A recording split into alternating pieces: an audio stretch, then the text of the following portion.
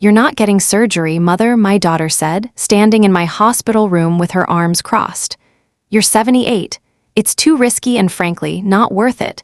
The surgeon had just left. I needed a hip replacement. Without it, I'd be in a wheelchair within months. My daughter continued, "We've already told the doctor to cancel it. You'll just have to adapt." I looked at her. "I didn't ask your permission," she laughed. "You're on my insurance, remember? I'm the decision maker here." She wasn't. I had my own insurance. My own money. She'd lied to the hospital staff, told them she was my healthcare proxy. She wasn't. I pressed the call button. When the nurse came, I said clearly, "My daughter has no medical authority over me. I want the surgery scheduled. And I want her removed from my visitors list." My daughter's mouth fell open. "You can't." The nurse looked at me. "Ma'am, are you certain?" I said, completely certain. "She just tried to sentence me to a wheelchair because she thinks I'm too old to matter." Security escorted my daughter out. I had the surgery 2 days later. Successful. I walked again. Never spoke to her again either. Didn't need to. Before we continue, this fictionalized case study is based on documented cases of medical autonomy violations against elderly patients by family members. According to the American Medical Association, approximately 1 in 4 elderly patients report family interference with medical decisions, with adult children being the most common source. This examines your legal right to make your own medical decisions, healthcare proxy fraud, and how to protect your medical autonomy. Now let me tell you my story. I was lying in a hospital bed at George Washington University Hospital, looking at the ceiling tiles and thinking about my options. The orthopedic surgeon, Dr. James Crawford, had just left after a 45-minute consultation. He'd shown me x-rays of my hip. The joint deteriorated from years of arthritis, bone grinding against bone, cartilage completely gone. "You need a total hip replacement," he'd said matter-of-factly. "Without it, you'll be in a wheelchair within 3 to 6 months. With it, you have a 95% chance of full mobility restoration." I was 78 years old.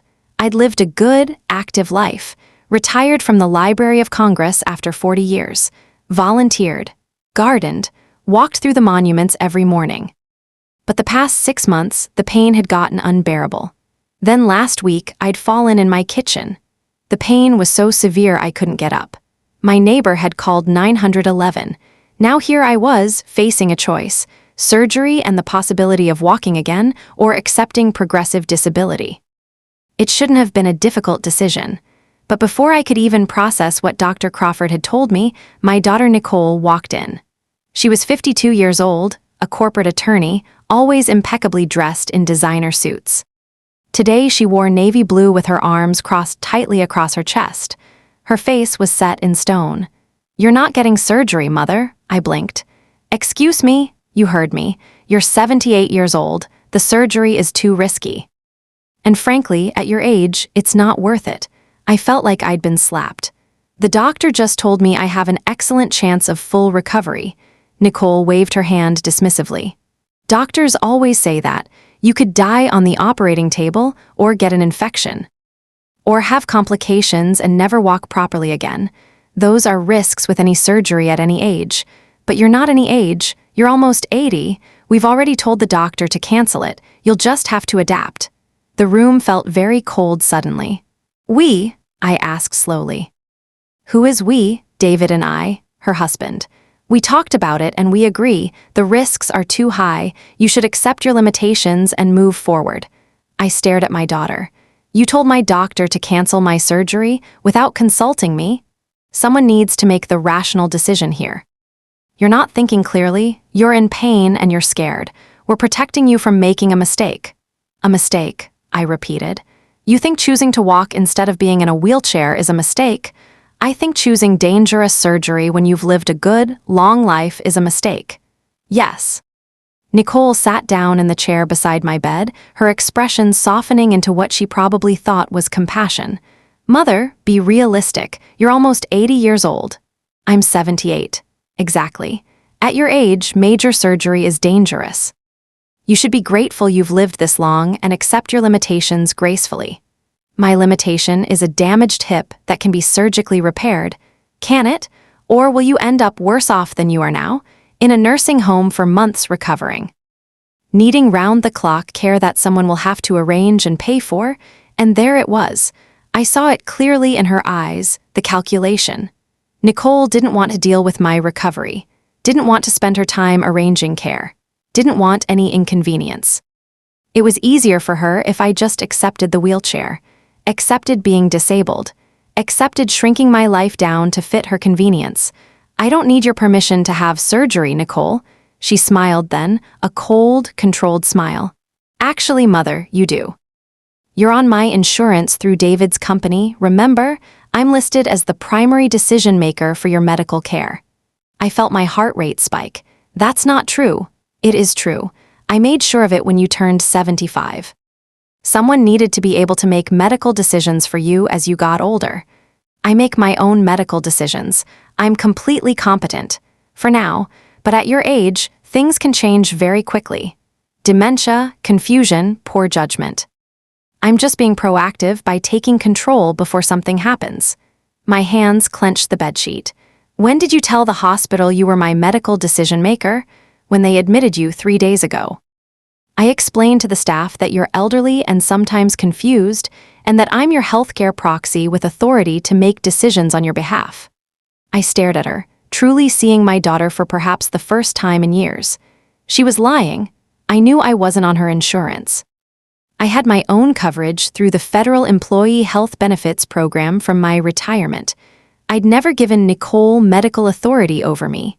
I'd never signed any healthcare proxy documents.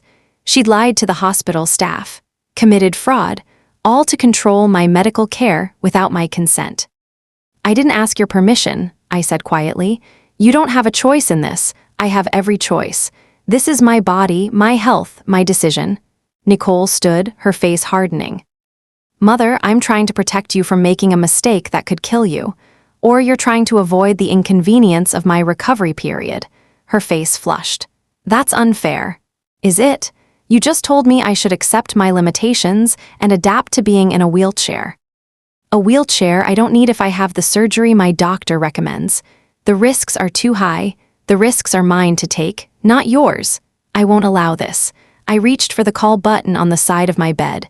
Nicole's eyes widened. What are you doing? I pressed it. I'm taking back control of my medical care. A nurse appeared in the doorway within 30 seconds.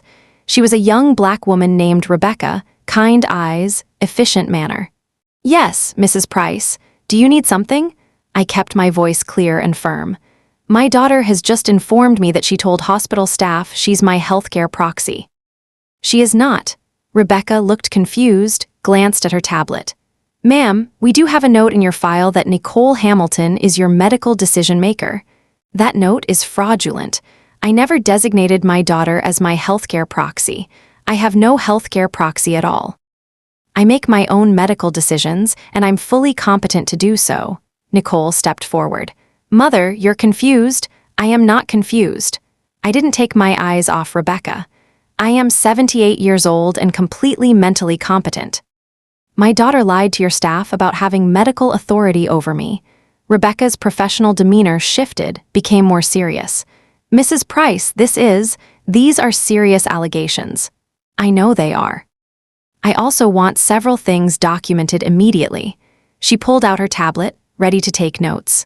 First, I am capable of making my own medical decisions, and I want that clearly noted in my chart. Second, Nicole Hamilton has no medical authority over me whatsoever. Any documents or statements claiming otherwise are fraudulent. Third, I want the hip replacement surgery scheduled exactly as Dr. Crawford recommended. Fourth, I want my daughter removed from my approved visitors list immediately. She is not to be given any information about my medical condition or care. Nicole's mouth fell open. You can't. I looked at her directly for the first time since pressing the call button. I can, and I am. Rebecca looked between us, clearly uncomfortable. Ma'am, Mrs. Price, are you absolutely certain about this? Removing your daughter from your visitors list it's a significant step. I'm completely certain. She just tried to sentence me to a wheelchair for the rest of my life because she thinks I'm too old to matter. That's not what I said. Nicole's voice was rising. I'm trying to protect you from surgical complications. No, you're trying to control me. There's a difference. Rebecca backed toward the door. I need to get the charge nurse and possibly hospital administration. This requires supervisor involvement. After she left, Nicole and I sat in heavy silence. Mother, you're making a huge mistake. You're going to regret this. The only thing I regret is not setting boundaries with you years ago. Her face twisted. Boundaries? I'm your daughter, and I'm your mother, not your property. Not your decision to make. The door opened, and Rebecca returned with an older nurse, the charge nurse, Patricia, and a security guard. Patricia was a black woman in her 50s with an air of calm authority. Mrs. Price, I'm Patricia Henderson, the charge nurse for this floor. Can you explain the situation? I explained everything. Calmly, clearly, the false healthcare proxy claim, Nicole's attempt to cancel my surgery without my consent, her fraudulent authority over my medical care. Patricia took notes, her expression growing more serious with each detail. Miss Hamilton, she said when I finished, did you represent yourself to our staff as your mother's healthcare proxy? Nicole's face was red. I was trying to help her make a rational decision. That's not what I asked. Did you tell our staff you had medical decision-making authority over your mother? Silence. Miss Hamilton, falsely claiming to be someone's healthcare proxy is fraud. It's also a form of elder abuse. I was protecting her. You were controlling her, I said quietly. Against my will and without my consent. Patricia turned to me. Mrs. Price, I'm calling our hospital administrator to handle this properly. In the meantime, you have the absolute right to exclude anyone from your visitors list, including family members. I want my daughter excluded. No visits. No phone calls, no information about my condition. The security guard, his name tag read Officer James Mitchell, stepped forward. Miss Hamilton, I need you to leave the premises.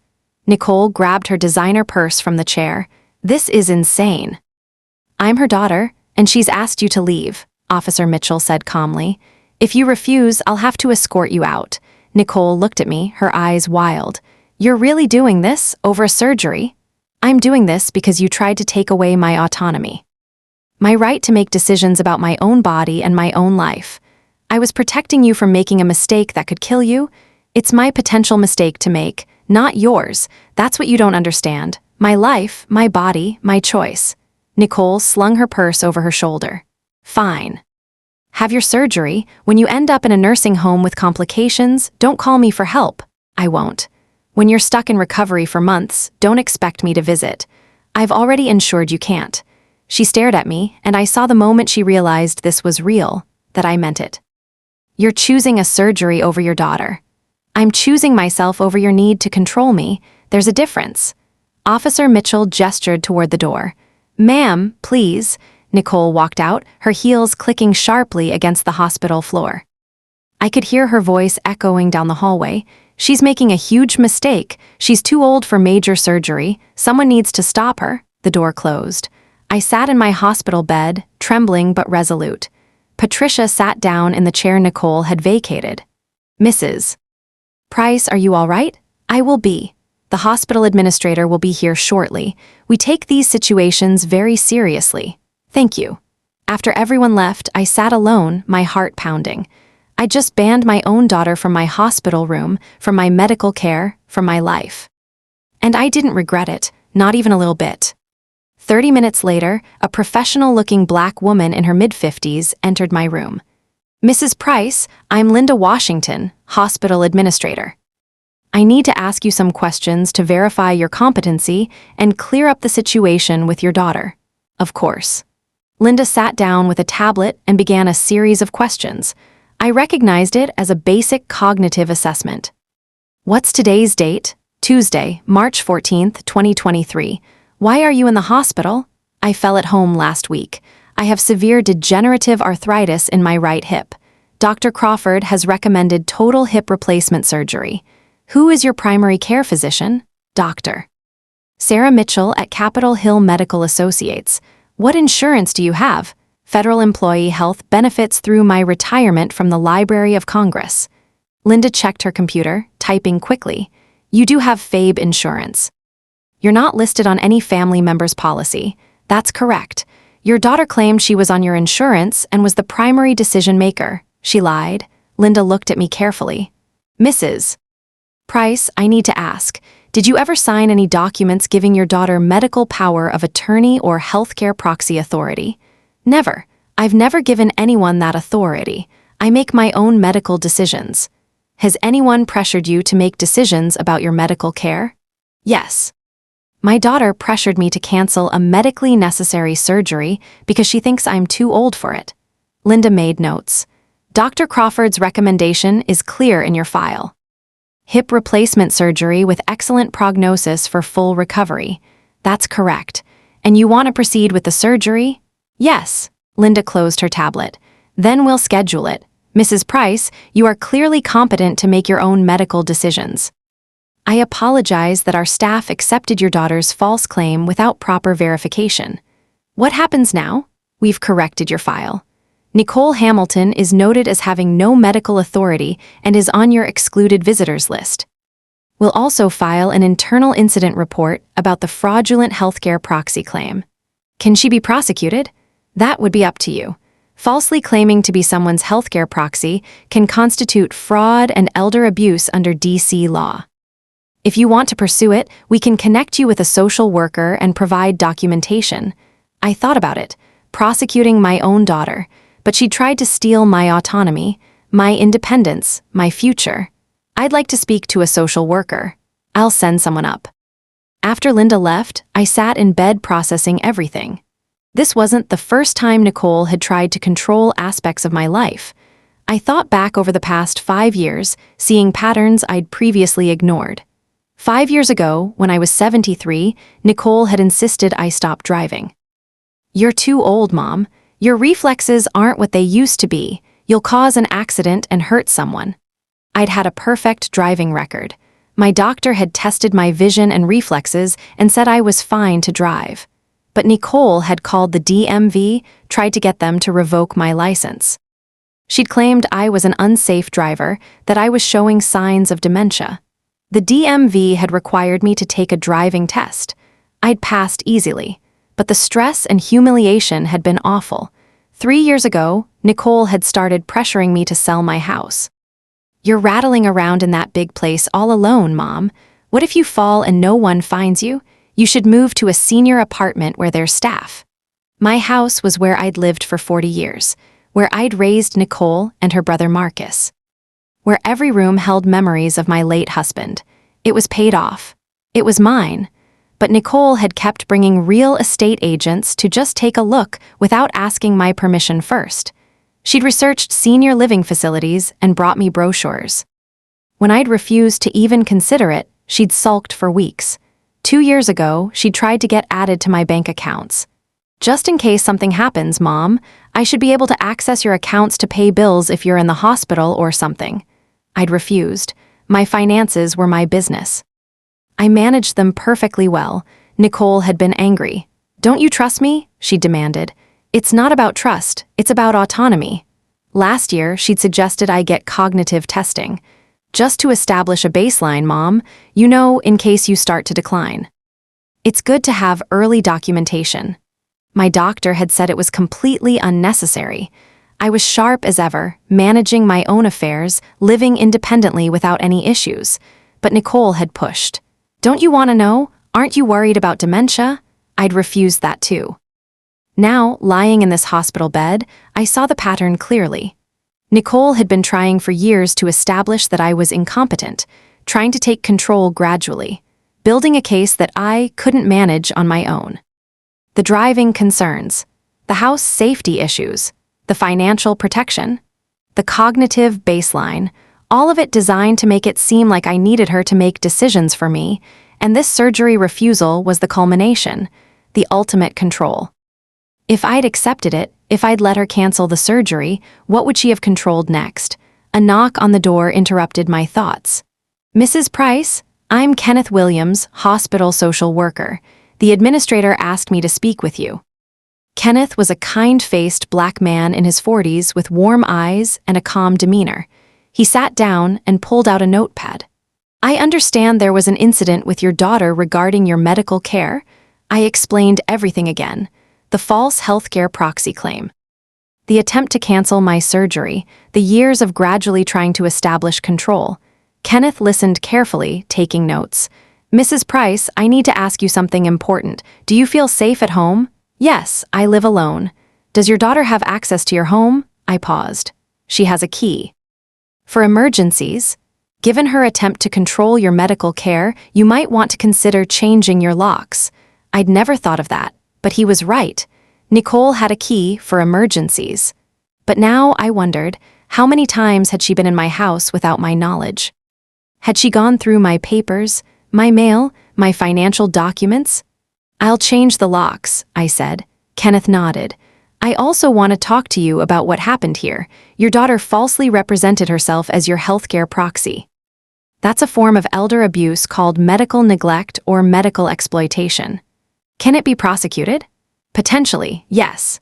In D.C., falsely claiming healthcare proxy authority with intent to control medical decisions can be prosecuted as fraud and elder abuse. But prosecution is your choice.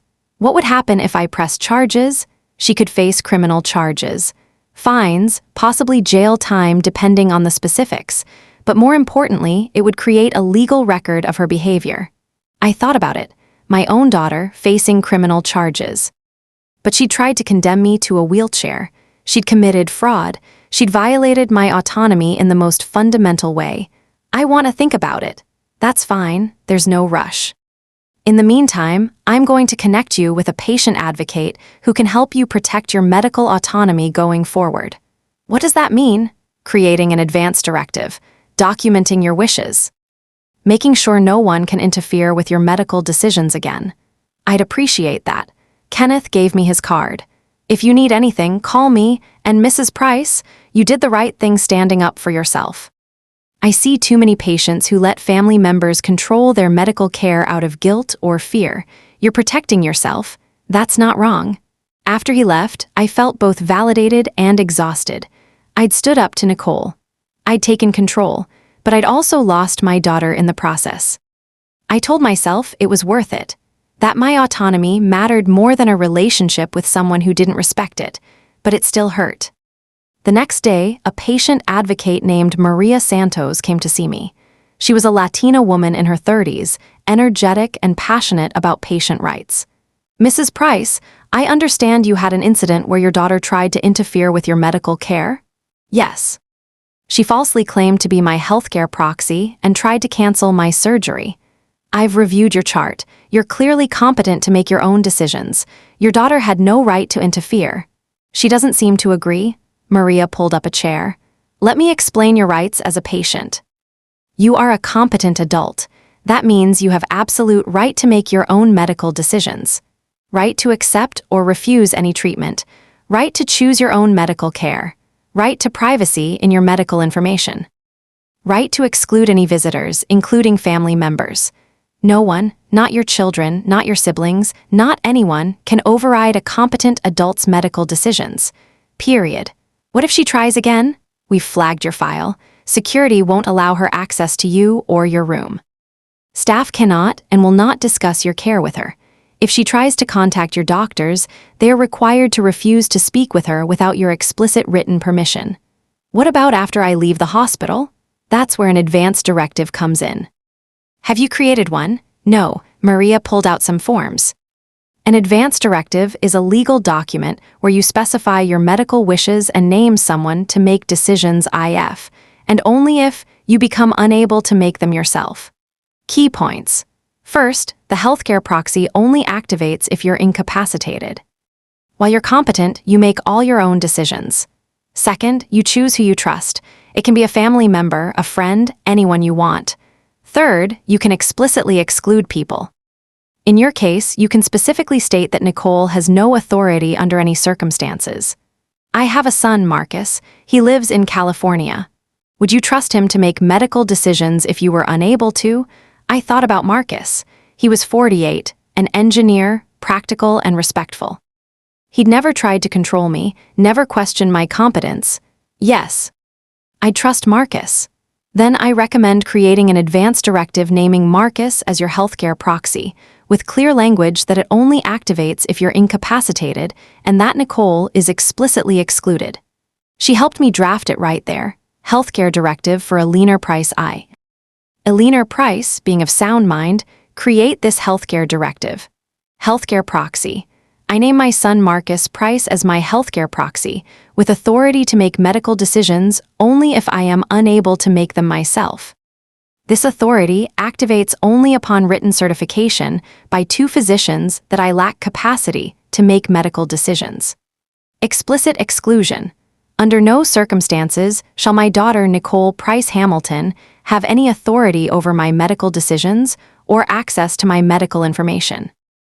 This exclusion applies even if she claims proxy authority, family relationship, or any other basis. Medical wishes. I prefer aggressive treatment and all life-saving measures. I wish to maintain quality of life and independence. I do not wish to be kept alive if there is no reasonable hope of recovery, but I define reasonable hope broadly. This directive supersedes any previous statements or assumptions about my medical care. Maria reviewed it with me. This is very clear. Marcus can't make decisions unless you're actually incapacitated. Nicole is explicitly barred. Your wishes are documented. Do I need a lawyer? I'd recommend having an attorney review it and make it even more comprehensive. But this is legally binding as is. She also gave me information about patient rights after discharge.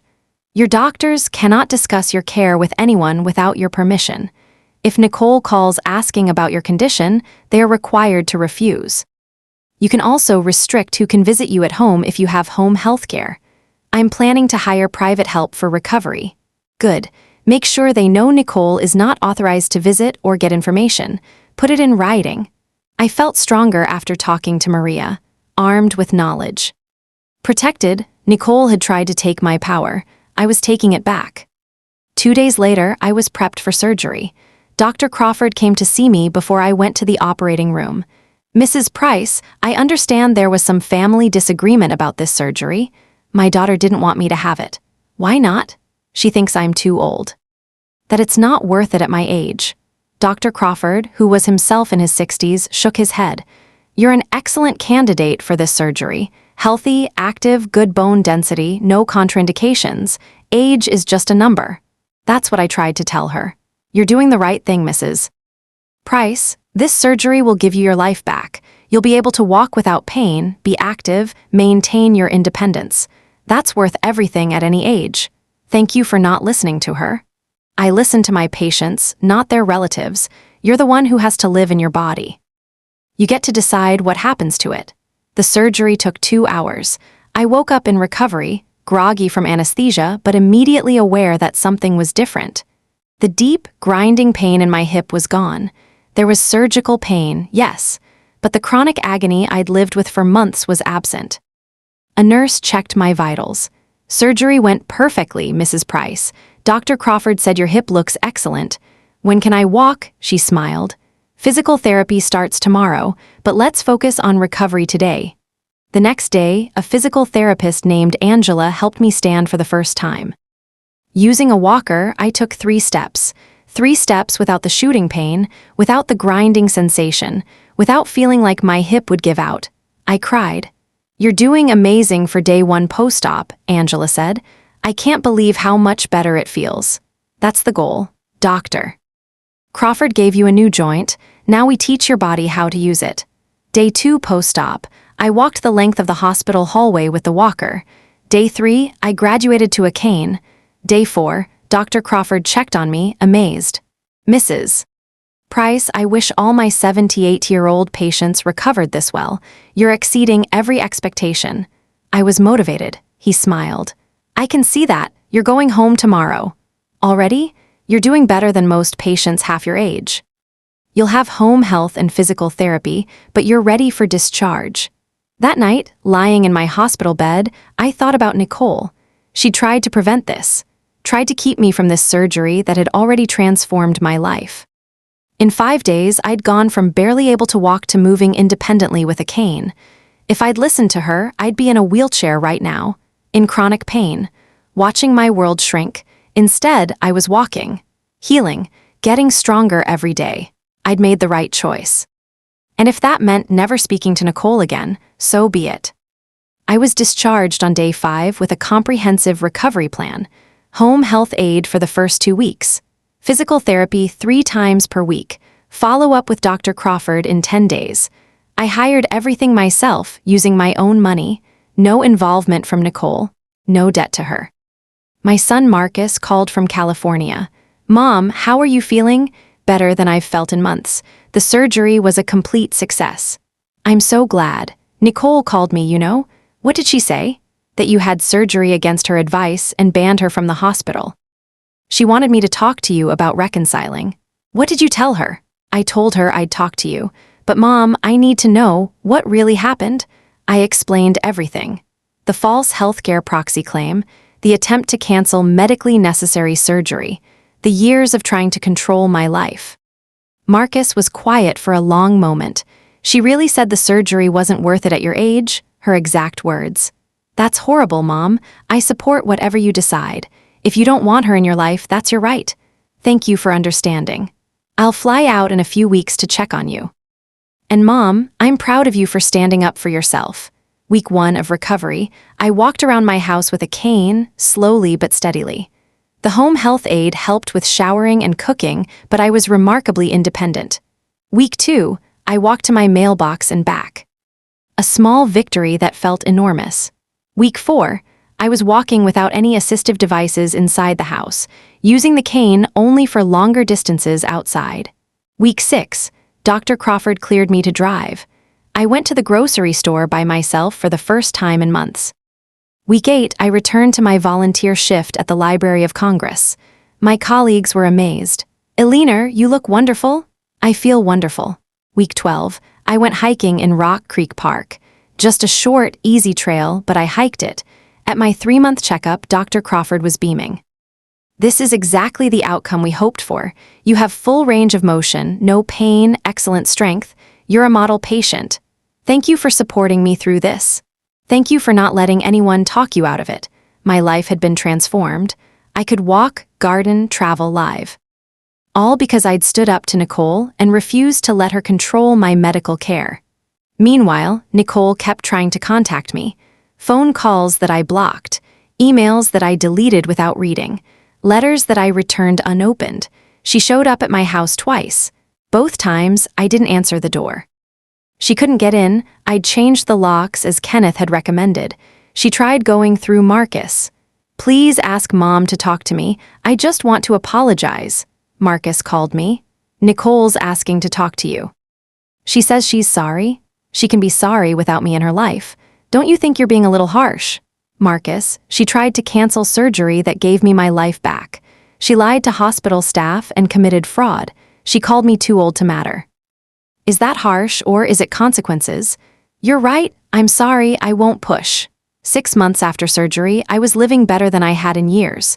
No pain, full mobility, active and independent. Everything Nicole had tried to take from me, I'd fought for and won.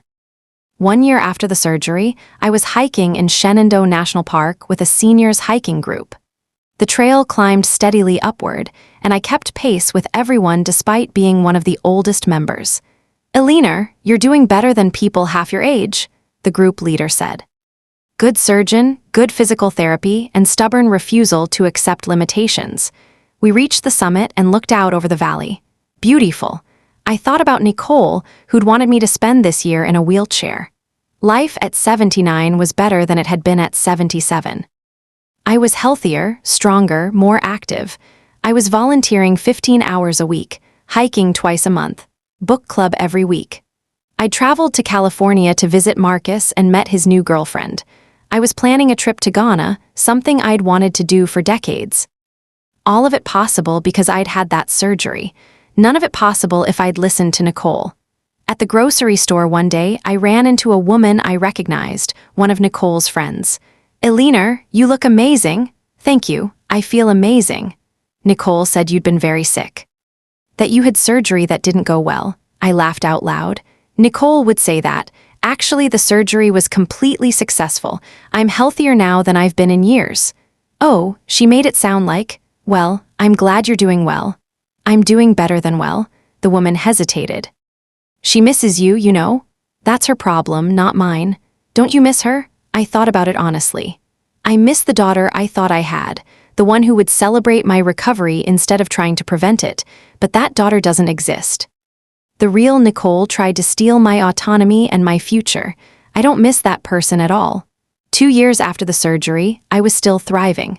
I ran into Dr. Crawford at a medical conference where I was speaking about patient autonomy. "Mrs. Price, how's the hip?" "Perfect. Not a single problem." "I hiked 8 miles last weekend." "Excellent. I love seeing successful outcomes." "Can I ask you something? Do you remember when my daughter tried to cancel the surgery?" "I do." "Do you ever regret not listening to her?" "Not for 1 second. You were my patient, not her." "You were competent to make your own decisions. I respected that. What if I'd let her cancel it?" "You'd probably be in a wheelchair, in chronic pain, maybe in a nursing home." "You made the right choice for yourself. Do you think I was wrong to cut her out of my life?" He considered the question carefully. "That's not a medical decision, so I can't advise. But I can say this: someone who tries to take away your autonomy, your independence, your quality of life. That's not someone who has your best interests at heart. Whether you have a relationship with that person is your choice, but you don't owe it to them." At 80 years old, I was living my best life. Hiking, traveling, volunteering, active and independent. Marcus visited often. We'd grown closer through all of this. He respected my autonomy, celebrated my recovery, supported my choices. Nicole had tried to contact me a few more times over the years. Birthday cards, holiday messages, attempts at reconciliation. I ignored all of them. Some people thought I was being cruel. "She's your daughter. Don't you think you should forgive her?" But I didn't see it as unforgiveness. I saw it as boundaries. Nicole had shown me who she was, someone who valued her own convenience over my well-being, someone who would lie and commit fraud to control me, someone who thought I was too old to have quality of life. I didn't need that person in my life. One afternoon, I was preparing for a 3-day backpacking trip in the Blue Ridge Mountains. My neighbor saw me packing my gear. "You're going backpacking? At 80? I smiled. "Why not? Aren't you worried? About your age, your hip?" My daughter worried I was too old for hip surgery. If I'd listened to her, I'd be in a wheelchair. I'm done letting other people's fears limit my life. That night, I looked through photo albums from the past 2 years. Pictures from my trip to Ghana, from hiking trips with my group, from visiting Marcus in California. A life I wouldn't have if I'd listened to Nicole. A life I'd fought for and won. I thought about that day in the hospital when I'd pressed the call button, when I'd stood up to Nicole and taken back control. It had been scary. It had cost me a relationship with my daughter, but it had saved my life.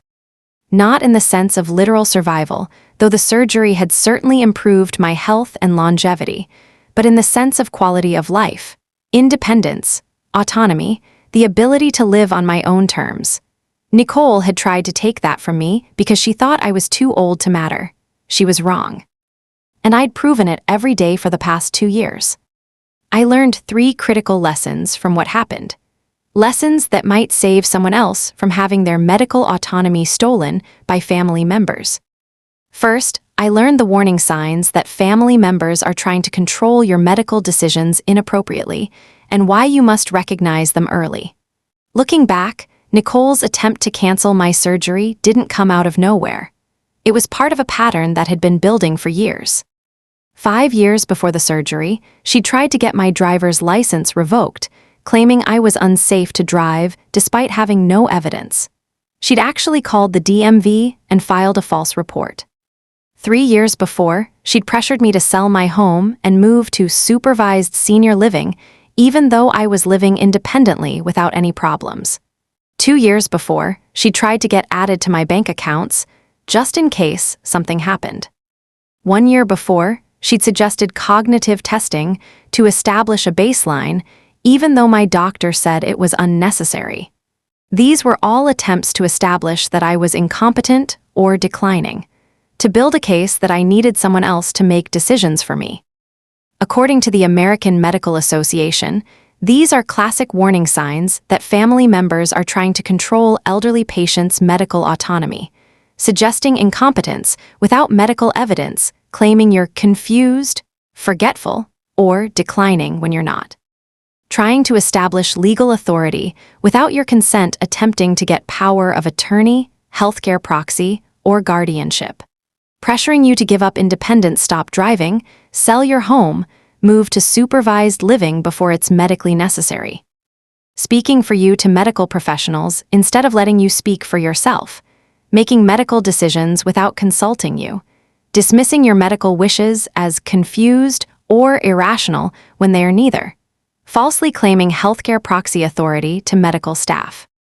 If you see these patterns, act immediately, document everything. Keep records of attempts to control you. Explicitly tell medical staff who does and doesn't have authority over your care. Create advance directives that clearly state your wishes and who you trust. Get competency evaluations. If someone is claiming you're incompetent, prove they are wrong. Don't be afraid to exclude interfering family members from your medical care. I wish I'd recognized the pattern earlier. If I had, I might have protected myself before Nicole got to the point of committing fraud.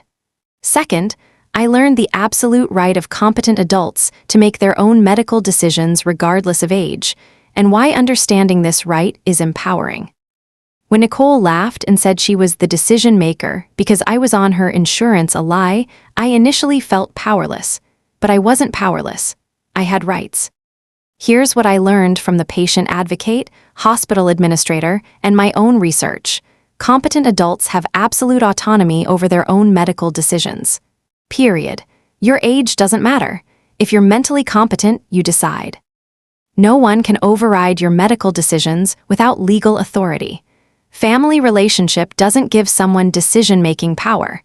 Being your child, spouse, or sibling doesn't grant them authority over your medical care. Healthcare proxy authority must be explicitly granted by you. Someone can't just claim to be your healthcare proxy. You have to legally designate them, usually through advance directive documents. Hospitals must verify healthcare proxy claims.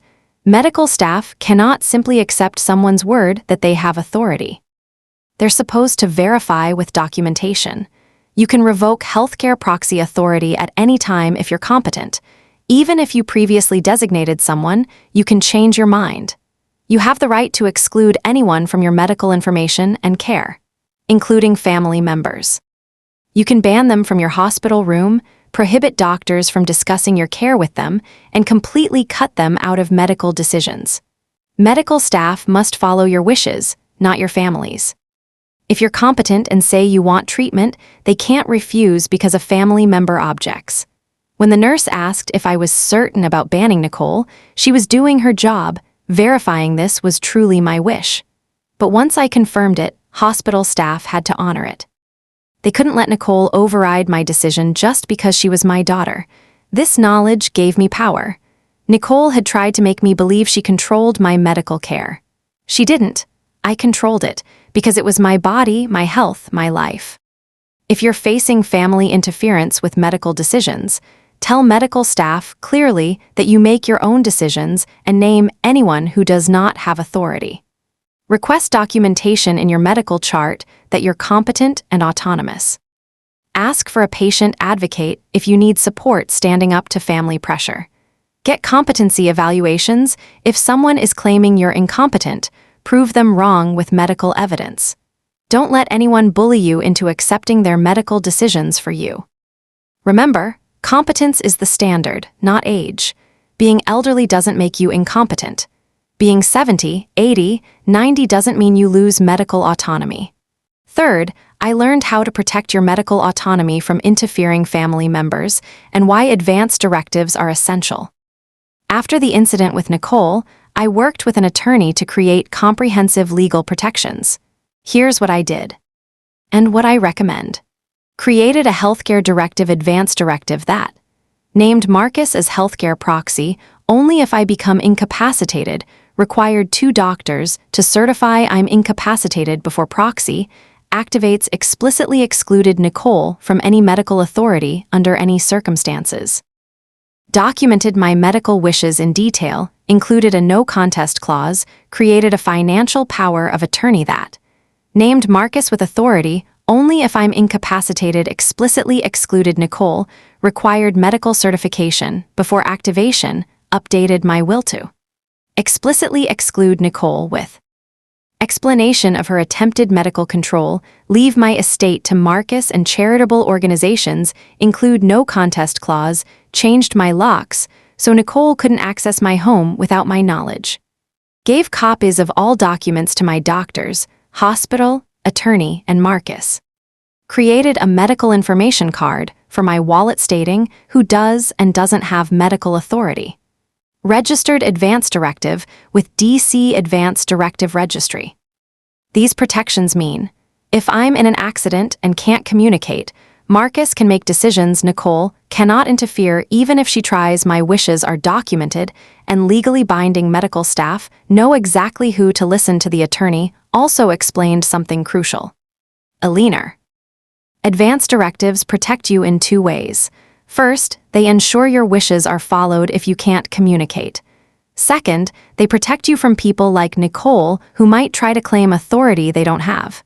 Even with all this documentation, could Nicole still try? She could try. But she'd fail. Your advance directive explicitly excludes her. Your competency is documented. She has no legal standing. Creating these protections gave me peace of mind. If something happened to me, I knew Marcus would make decisions based on my wishes, not Nicole's convenience. For comprehensive resources on medical autonomy, patient rights, advance directives, and protecting yourself from family interference, see the information below.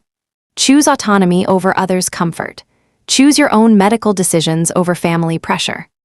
Choose your quality of life over someone else's convenience. Because I'm standing here today at 80 years old, hiking mountains and living independently, only because I refused to let my daughter steal my medical autonomy. Because I pressed that call button and took back control. Because I chose surgery and recovery over a wheelchair and decline. Nicole thought I was too old to matter, that my quality of life wasn't worth the inconvenience of recovery, that she should decide what happened to my body. She spent 2 years trying to reconcile while I spent 2 years thriving without her. I never spoke to her again. Don't regret it for a second, because the person who thinks you're too old to have quality of life doesn't deserve access to that life. I'm Aliener Price. I'm 80 years old. I'm planning a backpacking trip through the Blue Ridge Mountains, and I'm living proof that your age doesn't determine your worth or your right to medical autonomy. Thank you for listening. If this helps even one person stand up to family members who try to control their medical care, then sharing my story was worth it.